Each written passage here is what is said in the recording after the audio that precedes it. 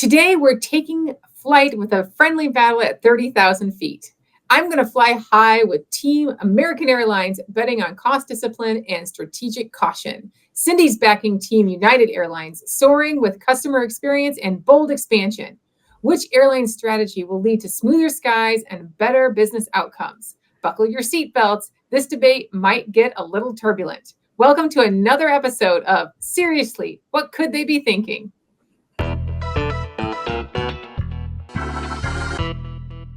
Jamie, I'm so excited about this episode. I'm going crazy. I'm trying not to laugh too hard at our own ridiculousness, but let's be honest. Flying gets everybody emotional. I don't know anybody who's just like, oh yeah, I'm just going to go on another flight. Yeah, no, agreed. And we're getting ready to get on a plane for 20 hours or something crazy like that. So I think this is the perfect time to talk about airlines. United? We are flying United, Team United. I even won my husband over after 20 years. He is on Team United now. Let's talk about why we have such different opinions on airlines. I'm just fascinated that we have different views, and I'm so excited that we get to talk about it. Yeah, so let's give a little bit of background right now. Today, we're just going to talk about two what look like very similar companies at first. American Airlines, United Airlines. Same commodity business, U.S. based, same similar profit margins, same size. This is a company that looks really, really similar, unlike what we just talked about a couple weeks ago with Family Dollar and Dollar Tree. Yeah. That's right. So these are very similar companies that are operating there. But you and I have radically different opinions as consumers of this business. We do. And I think it started with, hey, I want to understand the difference between American Airlines and United Airlines because I cannot stand to fly American Airlines. So, and I have a hypothesis, which I may have some confirmation bias, but I have a hypothesis as to why I don't like them. And we'll find out when we dig into their cultures a little bit. But how similar are they actually, like from a revenue perspective? They're really similar size, right? So you've got United that's slightly bigger, $50 billion of revenue compared to about $48 billion at American Airlines. When you start looking at profit margins, we're talking about 12% at American, 13% at United. When we talk about how much they're charging for baggage fee, $35 at United, $35 at American. These are all really similar results, right? So we really are looking at an apples to apples business kind of size when it comes to a finance point of view. However, they operate fairly differently when it comes to their trying to differentiate themselves inside this commodity business. So Absolutely. Let's talk first about why do consumers pick their airline? How is it that you pick it? I pick it largely for two reasons, and I think one of them is similar to yours. So I knew I needed to be loyal to an airline when I started flying internationally. And specifically, just like we're flying to Asia next week, it was flying to Asia. I knew that being a preferred customer on an airline flying to Asia was going to be critical because my company did not pay for upgrades for any sort of legroom for any length of flight. So that was a key thing for me.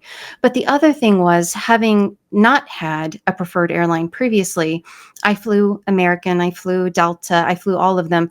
And the American Airlines employees just seemed to hate life. They hated every minute of being on that airplane, and they took it out on their customers. That was my perception. And I was just like, you know what? I get enough from my job. I don't need you giving me your disgruntlement from your job. So really it came down to how well their employees treated their customers. Interesting. And I'm pretty sure that Americans could be really disappointed to hear that.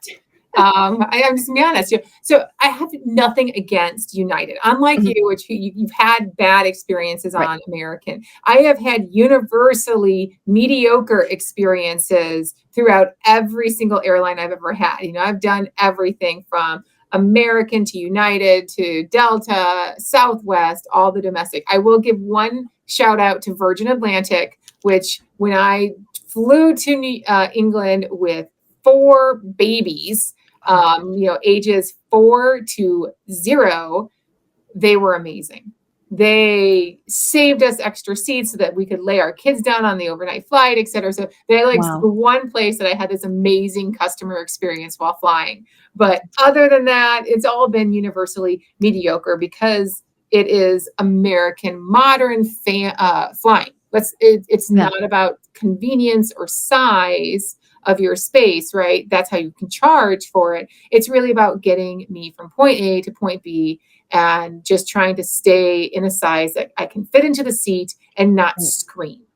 Got it. Got it. So tell me why, so you said mediocre across the board, but you choose American. I do. Why do you choose American Airlines?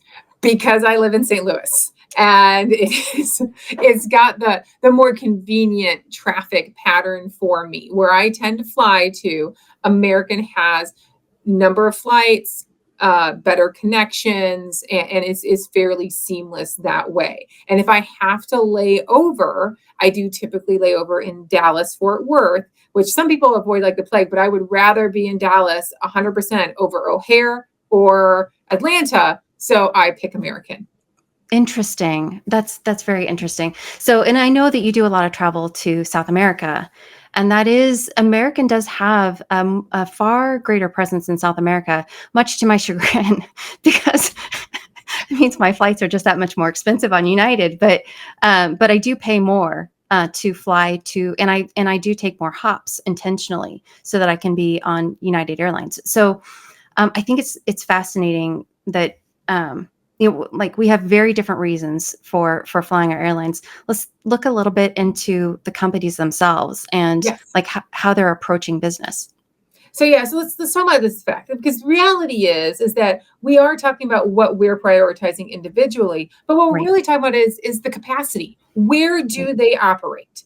Right. So, let's be honest with you, your issue was international flights because you were flying to Asia a lot Mhm. with what's going on. So you were really playing into United strengths Right. compared to American, which is much more domestic. Most of the time, I'm flying domestic. Okay. And so I'm playing much more into American strength that's there. But both of us are playing into where are the hubs and Right. how it's going, because they both operate what's called the traditional hub and spoke model compared to point system, because neither of us seem to be that big of a fan of flying Southwest Airlines. And I think we should both say it's the seat reservation issue, right? Yeah, which Yeah. may be changing now because they're supposed to do that. They are dealing with it. And actually, I don't mind flying Southwest when I fly family. The travel snob in me is going to tell you that there should be no non-business travelers on my business trip. I am a horrible elitist traveler. I'm just telling you right now. Like the crying baby goes on Southwest Airlines. Cindy goes on United. Sorry. There you Jamie. go. No, I get it. I get it. The nastiest looks I've ever received on any flight is when it was COVID, and we, for like 50 extra bucks, because it was COVID, got upgraded to Delta's flight first class for my entire family, 6 kids, right? Who were oldest was like 12, youngest was like 8. Right. And so, it just happened to be kind of weird timing because it was the summer of 2021. So the market was really opening back up. Mhm. And because people decided to start going on vacation again, rather than add additional flights, Delta actually just kept increasing the size of the plane that we had. Interesting. And in the end, we ended up with Delta One flights to Cancun, which was a little weird, but we had it for 50 bucks. I mean, we had paid for it whenever nobody was booking. Right. It was really far out in advance. But the dirty looks you get when you bring 4 kids into first class. Yeah.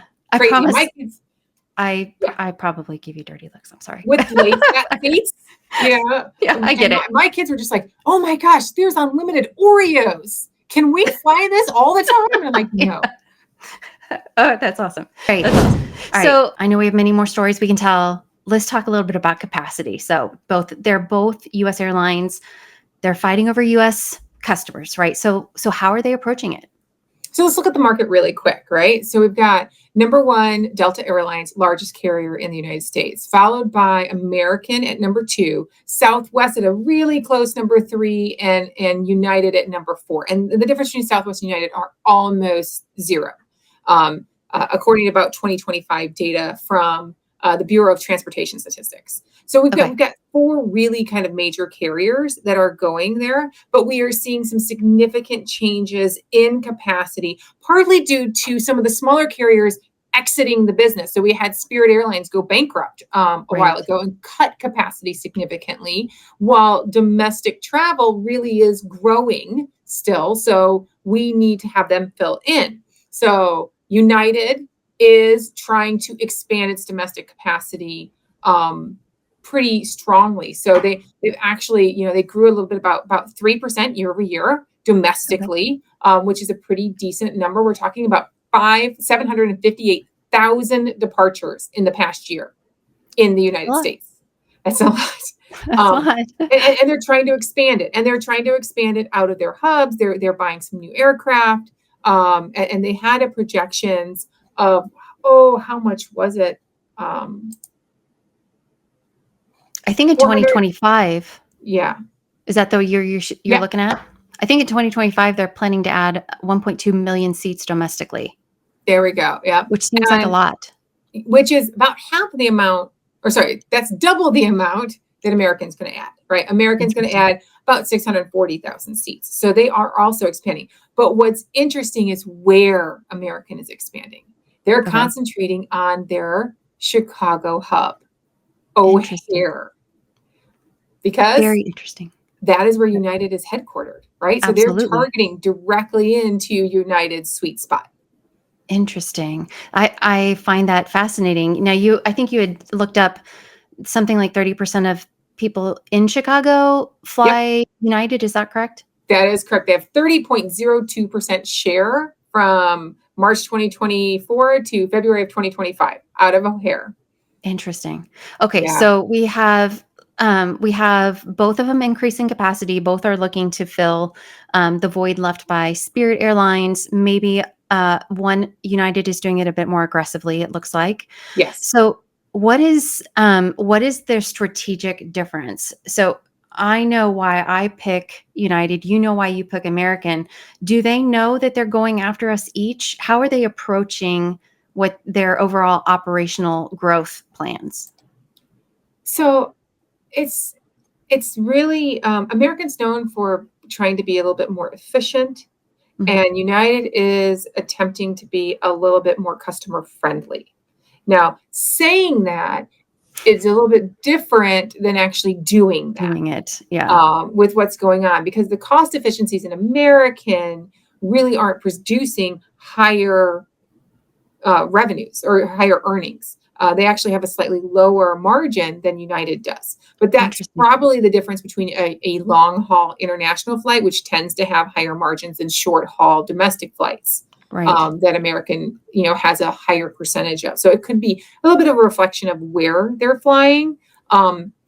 But because they are flying in some heavily commoditized products, American, United, Delta, all of these guys really have to keep their prices fairly low and hugely competitive. Because Mhm. my most recent flight was from St. Louis to Milwaukee. Okay. All right. I have other options. There Right. are trains that will do that. There is my car that will do that. And the last time I had to go to Milwaukee before that flight, I drove with what's going on. So there's price considerations associated Mhm. with it. I was going to Milwaukee alone, so I went ahead and flew. I went to Milwaukee with my family. We drove, right? Got it. So there's so much to balance there, Right. right? And so So if you're, yeah, go ahead. well, if we look at cost efficiency, one of the things that I read was that American Airlines is removing their seatback entertainment screens. And for me, that's a fascinating experience. Everybody brings their own device onto the plane, right? So I understand why they're doing it. What's your thought when you walk onto a plane and there's no screen on the back of the seat, assuming that you're I going to be on a flight for a while? I could care less because I do. I It's, use my phone. I make sure it's charged. I download my own stuff. Typically, right. I'm kind of self sufficient. And when you have those situations, right, they also Mhm. allow iPads, your phone, your laptop to get on their Wi-Fi just for their Yeah, entertainment. for So I free. still Yeah. have access to it. And to be Mhm. honest, when I have to use my phone sometimes because when they have the seat back ones, I can't use my AirPods, right? Some Because of I'm them not have gonna Bluetooth. yeah, Yeah, I'm but not yeah, pairing them, right? I interesting. don't have the plugs, they have to hand out. I mean, the Right. number of, headphones I get because I've flown, like, that's where I get any jacked headphones these days is because I've flown. I carry Um, them with me. I take them and put them in my bag. So it's interesting when I get on an airplane and I see that there aren't screens in the seat in the the front the seat back or however you want to describe it. I see that as a reflection on the investment that they're putting into the plane. And okay. so for me, I rarely use the thing. I do like having the map up there while I'm working on my other stuff, but which is very frivolous. And we're all just going to agree that Cindy is a travel snob and it's going to be okay. But yeah, I actually see when I see a plane that doesn't have it in the back of the seat. Now this, I do fly United frequently. For me, that is oh, they're cheaping out.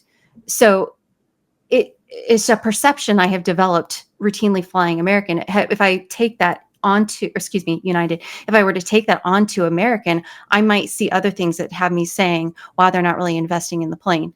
Now, is that important to anybody else? I But they care are about how much investing money in they the put plane. into the plane, by the way, I because do too.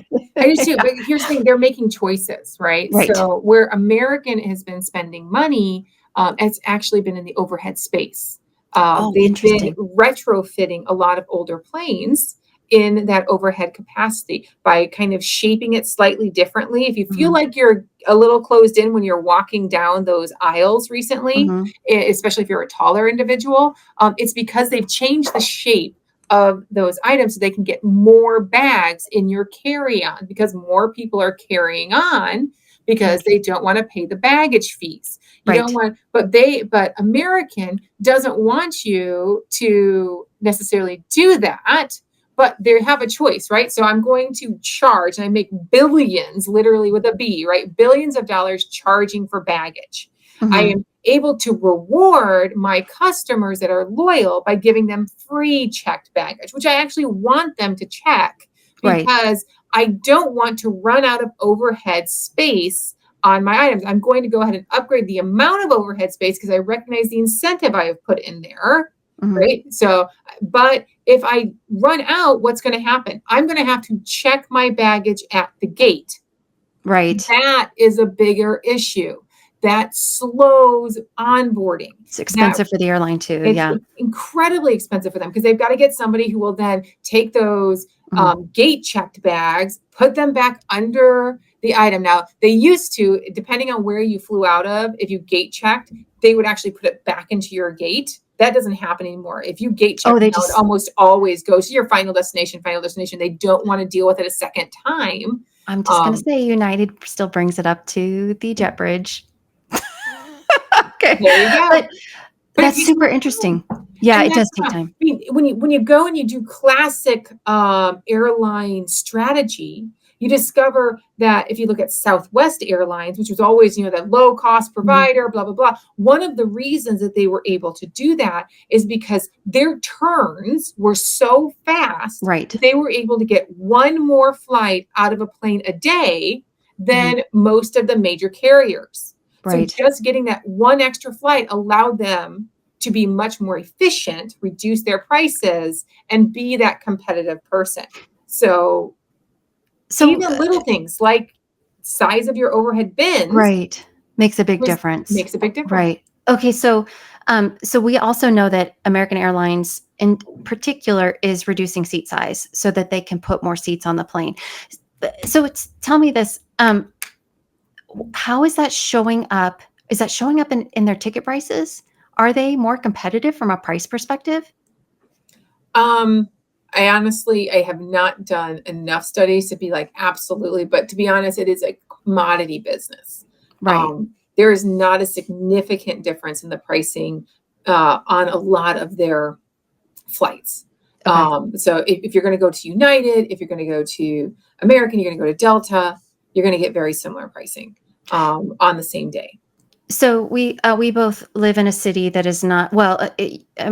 Formerly TWA was Mhm. it was a hub here in St. Louis.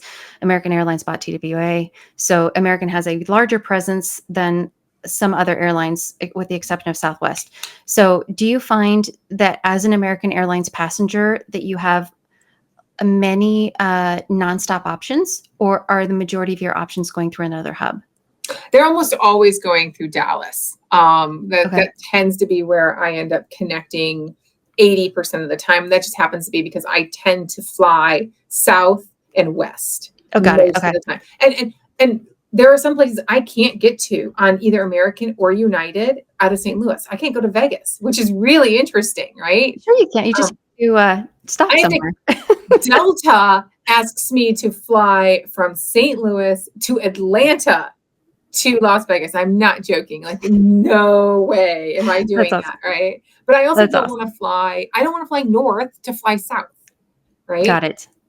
So, and since I mainly fly south, American's my go-to. Got it. All right. And do sometimes go north to go south. It's just, and I'm okay with that. I just try not to look at the map. So, I um, can't stand short hops. So, the fact that United will almost always send me to Chicago first, I don't know how you deal with it. Because it's like by the time I'm up in the air, I'm already going down, and I've had to deal with the 2 hours at the airport and the boarding and the obnoxious people. And to that do is that really twice, interesting. at least Interesting. give me an hour. I have a minimum play ride of an hour before I'm like, okay. Otherwise, I'd Wow. rather drive. To be honest, if I fly United, and it's happened before, I will drive my butt 6 hours to Chicago That is and fly interesting. straight. Okay. These are new things I'm learning about Jamie. I love it. I love it. Okay. So they have different strategies on Yes. cost, it appears. And then, it doesn't sound terribly much like it's showing up in their in the ticket prices, that they're fairly competitive. And that's what I've seen. They're pretty competitive, Yeah. except going to South America, right? American just has way more options. But um, something that, I believe that American Airlines, this is totally unfounded by anything. I believe the American Airlines employees hate their job. So huge overgeneralization. I believe they take it out on me, me personally. so so let's look at their cultures. Let's look at their culture, and I'm going to let you kind of do the culture. I'm going to look at the kind of end result of it, and then you go back and you explain me culture, because that's much more you.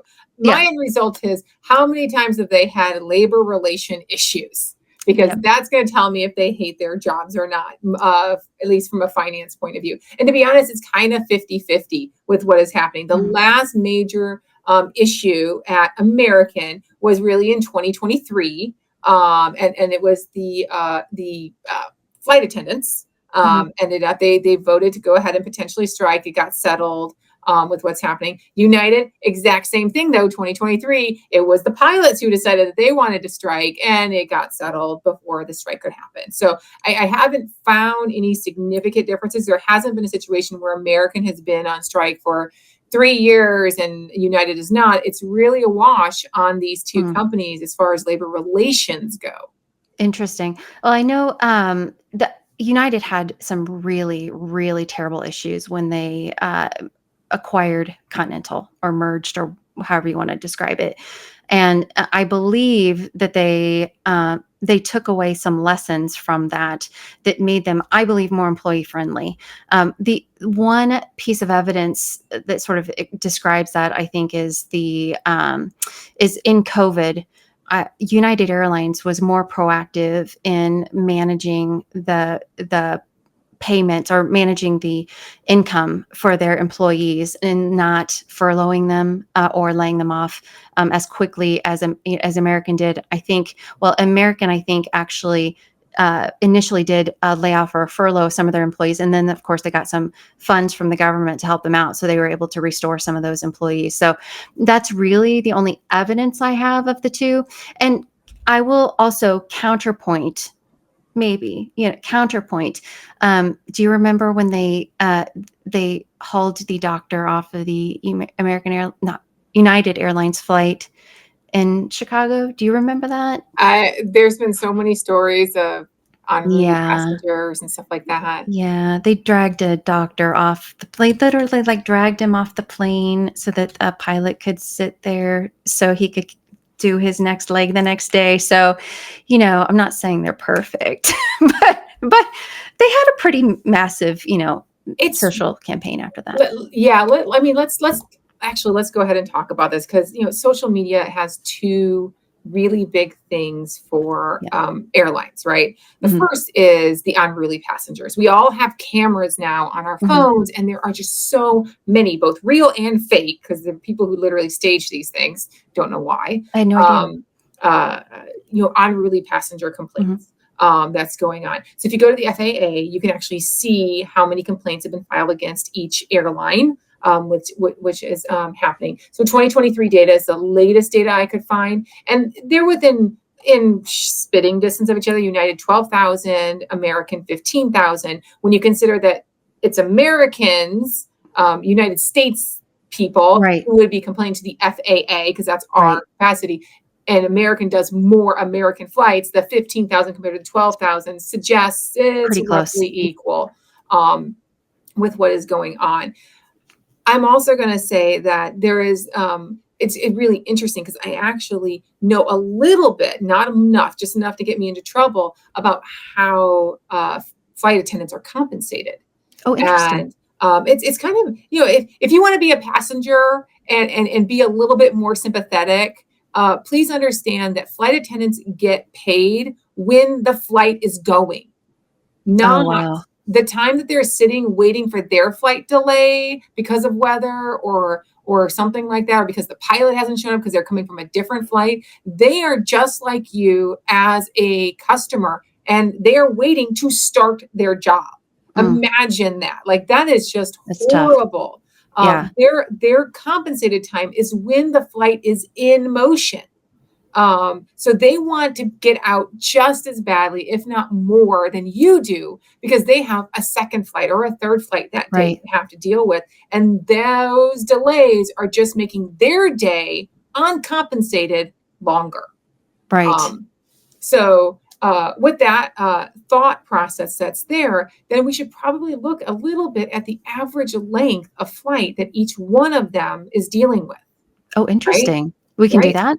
I think we can. I'm going to double check it, but I'm pretty sure we can. American being a domestic carrier, a little bit more of a domestic carrier Mhm. compared to United, who has a long haul carrier, it Right. means that I'm going to be serving more flights per day Mhm. to get my 8 hours in if I'm on American than if I am an international traveler Right. who may get all 8 hours in on a single flight that I'm going back and forth for. Tell me something. If you think about that, what do you think that does to labor relations and the happiness of your job? Oh, I'm certain I would want the long haul flights, right? I want the fewer turnarounds, the fewer on boardings and disembarkments, and yeah, I want fewer of those. I want to be just on the plane where everybody's tired and sleeping. That would be what I would want, Yeah, right? Um, let's see here. I can cut this It's part out. It's okay. Yeah, I'm now looking at it. It's actually just giving me like the average by different uh, routes. No worries. So I can definitely see how there'd be a difference in employee perception, because the jobs are then different, right? I will say that United has been fairly public about their attempts to be more transparent as a leadership team, to increase their employee engagement, and to essentially create a better environment for their employees. Now, to your point, though, execution is different than just saying that you're doing it. Execution is an entirely different thing. But I'm curious, given that I'm still not finding a really compelling reason to fly American Airlines, smaller seats. Like, I'm not going to hit my head on the storage bin or the baggage bin because I'm too short for that. But what might make you switch to United? They need to add location. If they Was start serving my places direct and it's a competitive price, I'll do it. Right. Just like interesting. I have slightly done a few more Southwest flights recently because they have the better. When they added the direct flight to Cabo San Lucas, I flew Southwest Yeah. this past year after having flown American to that same destination for like the past 6 years. We Interesting. switched to Southwest because of it. So I'm just like every other customer that's there. It's going to be convenience for me. I am the type of person who will pay up for that convenience. It sounds like you are too. Yes, Um, absolutely. but for me, it's also going to be the loyalty brand. And that's actually really interesting to me is that American, United, Delta, even Southwest, these carriers recognize that individuals like you and I, once we have achieved status, are willing to do a lot to keep it. Absolutely. It's such an unpleasant experience for everybody to fly that if there is Yes. something I can do to make it better without costing me significantly more money, then I will tend to do it. Right. I Interesting. will Yeah. get up an hour earlier to fly a different flight schedule than I have to. But more importantly, I'm going to join that loyalty program that's there. That And I credit have card. Yes. Yep. it's You the and I are the credit card. same. Yeah. And Absolutely. so I have an American Airlines credit card. My husband, who is a Delta flyer, has the American Express credit card for, that was Right. collecting the Delta miles. And I'm guessing you have a United Airlines credit card. I do. I do. And I just convinced my husband in the last couple of years to join Team United. And my husband is nothing because we live in St. Louis now, where Delta does not have a huge presence. Right. It does a few things here. He's thinking, okay, maybe it's time to give up the Amex and move to Southwest. And Interesting. he Oh my hates goodness. Southwest, but he's like, That gives me the willies just even thinking about it. Okay. Jamie, I'm not sure if what did we learn today? this is a messy one. Yeah, I think we fell into the trap that everybody does, right? In social media, which is that it's such a hot topic. It's yeah, so emotional. It's all about your personal experience rather right, than your business one. And think about it as a manager. So if we go back to our original point of why we do this, right. it's all about the customer service in this field, It is. right? It And is. and perceptions are going to be almost impossible to change. You asked me what would make me go to American or a United. What United, would yeah. make you go to American, Cindy? It would have to be an incredible feat of customer service. You're exactly right because um, we travel the world with our kids, and the one thing that sticks out to me is coming back from I think Panama or somewhere in South America with the kids.